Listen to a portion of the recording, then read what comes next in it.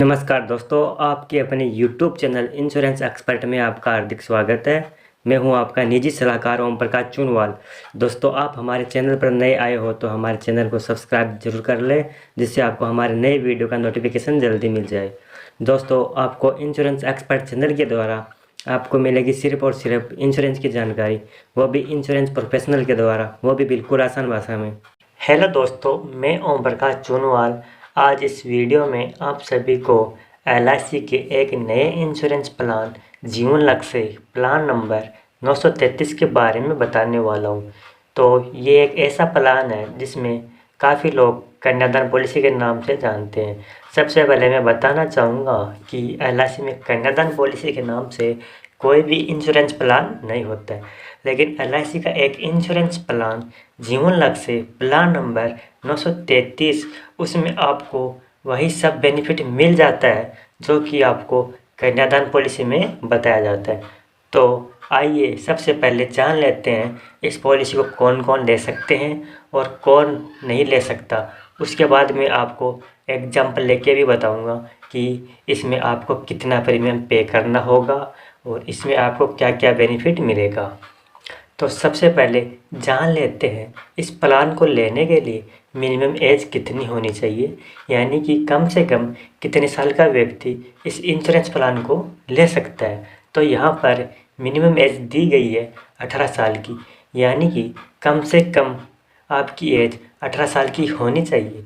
अगर आपकी इस इंश्योरेंस प्लान को लेना चाहते हैं तो 18 साल से कम उम्र के व्यक्ति इस प्लान को नहीं ले सकते हैं। उसके बाद हम बात करते हैं मैक्सिमम एज की, यानी कि ज़्यादा से ज़्यादा कितने उम्र के व्यक्ति इस प्लान को ले सकते हैं। तो वो एज यहाँ पर दी गई है 50 साल की, यानी कि 18 साल से लेके 50 साल तक के व्यक्ति इस इंश्योरेंस प्लान को बाय कर सकते हैं। उसके बाद हम बात करते हैं पॉलिसी टर्म की, यानी कि आप इस इंश्योरेंस प्लान को लेना चाहते हैं तो आप कितने साल तक ले सकते हैं। तो आप यहाँ पर इस प्लान को 13 साल से लेके 25 साल तक इस प्लान को ले सकते हैं। कम से कम ये बीमा आपको 13 साल तक लेना होगा और ज़्यादा से ज़्यादा आप इस प्लान को 25 साल तक ले सकते हैं। उसके बाद हम बात करते हैं प्रीमियम पे टर्म की, यानी कि आपको अपनी पॉलिसी में कितने साल तक प्रीमियम पे करना होगा। तो यहाँ पर मैं बताना चाहूँगा कि इसमें आपको 3 साल की छूट मिल जाती है, यानी कि जितनी भी साल की पॉलिसी टर्म लेते हैं उसमें 3 साल कम प्रीमियम जमा करना होगा। उसके बाद हम बात करते हैं मिनिमम सम एश्योर्ड की, यानी कि मिनिमम सम एश्योर्ड मतलब होता है कि आप कम से कम बीमा कितने रुपए का ले सकते हैं। तो आप इस इंश्योरेंस प्लान में कम से कम 1 लाख रुपए का बीमा ले सकते हैं। उसके बाद हम बात करते हैं मैक्सिमम सम एश्योर्ड की, यानी कि आप ज़्यादा से ज़्यादा बीमा कितने रुपए का ले सकते हैं। तो इस प्लान में मैक्सिमम सम एश्योर्ड की कोई लिमिट नहीं दी गई है, ये आपकी इनकम पर डिपेंड करता है। उसके बाद बात करते हैं इस पॉलिसी के अदर बेनिफिट की, यानी कि इस पॉलिसी में आपको और कौन कौन से बेनिफिट मिल जाते हैं। सबसे पहले आपको यहाँ एडिशनल राइडर मिल जाते हैं, यानी कि इस पॉलिसी में आपको कुछ एडिशनल बेनिफिट मिल जाते हैं जिसके लिए आपको कुछ एक्स्ट्रा प्रीमियम पे करना होता है।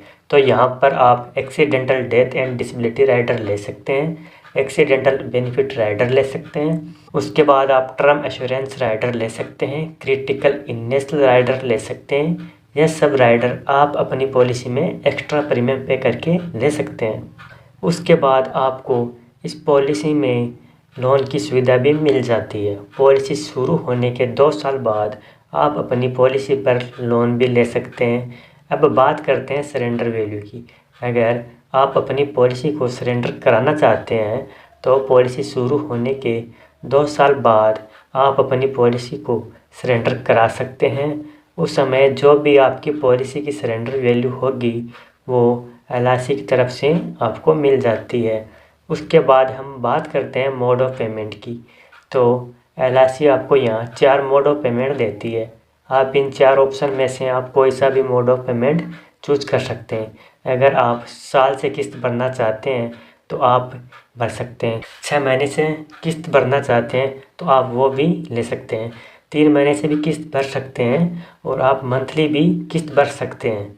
उसके बाद हम बात करते हैं ग्रेस पीरियड की, यानी कि आपको कुछ एक्स्ट्रा दिन दिए जाते हैं जिसमें आप अपनी पॉलिसी का प्रीमियम भर सकते हैं। उसके लिए आपको यहाँ पर कोई भी लेट फीस नहीं देनी होगी। तो यहाँ पर आपने मंथली प्रीमियम मोड लिया है तो यहाँ पर आपको 15 दिन और एक्स्ट्रा दिए जाते हैं। आप बिना ड्यू डेट के 15 दिन के अंदर आप अपनी पॉलिसी का प्रीमियम पे कर सकते हैं।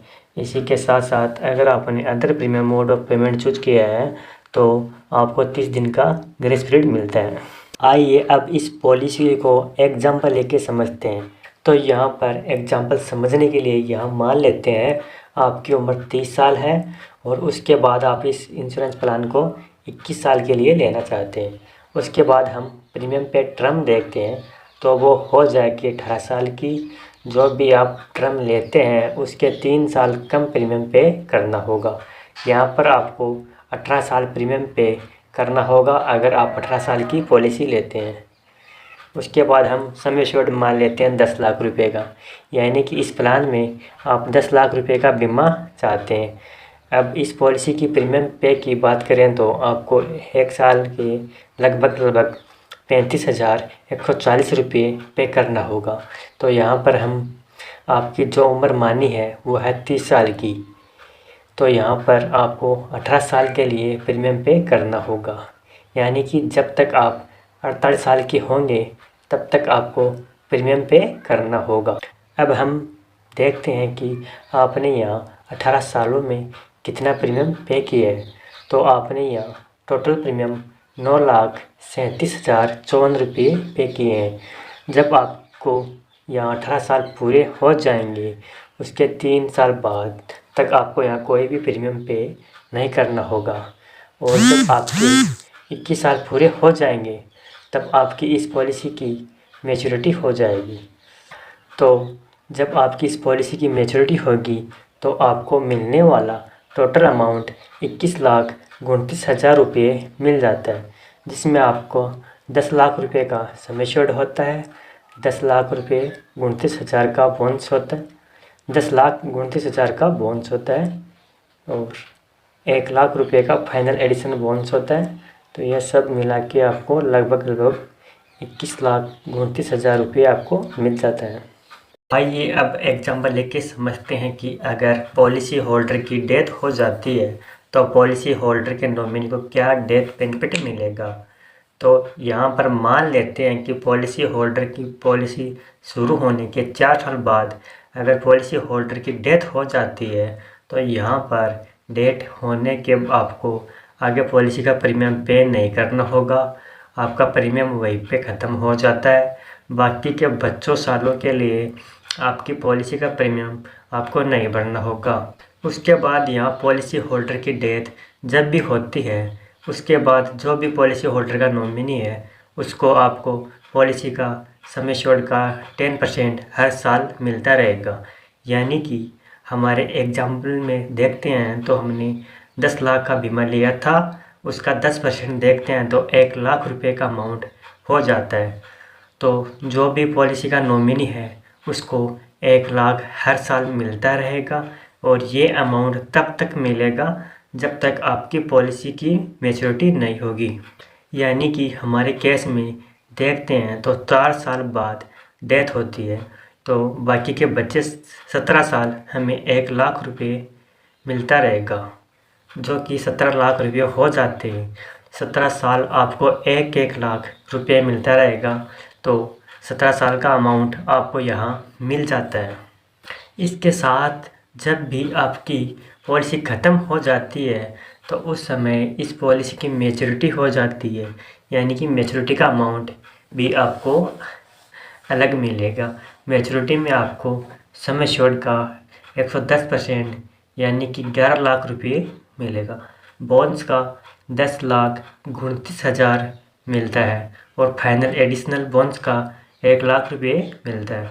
तो मिलने वाला मैच्योरिटी अमाउंट लगभग 22,29,000 रुपये पॉलिसी होल्डर के नॉमिनी को मिल जाता है। अगर डेथ का केस है तो यहाँ पर आप अपनी बच्ची के नाम से इस कन्यादान पॉलिसी को लेना चाहते हैं तो आप देख सकते हैं, अगर आपकी अपनी पॉलिसी के दौरान डेथ भी हो जाती है तो भी बच्ची के लालन पालन हेतु पैसे मिलते रहेंगे। साथ ही साथ आपकी बच्ची की शादी के दौरान भी आपको पैसे मिलते रहेंगे। हमारा वीडियो आपको पसंद आया तो लाइक, कमेंट, शेयर करना ना भूलें।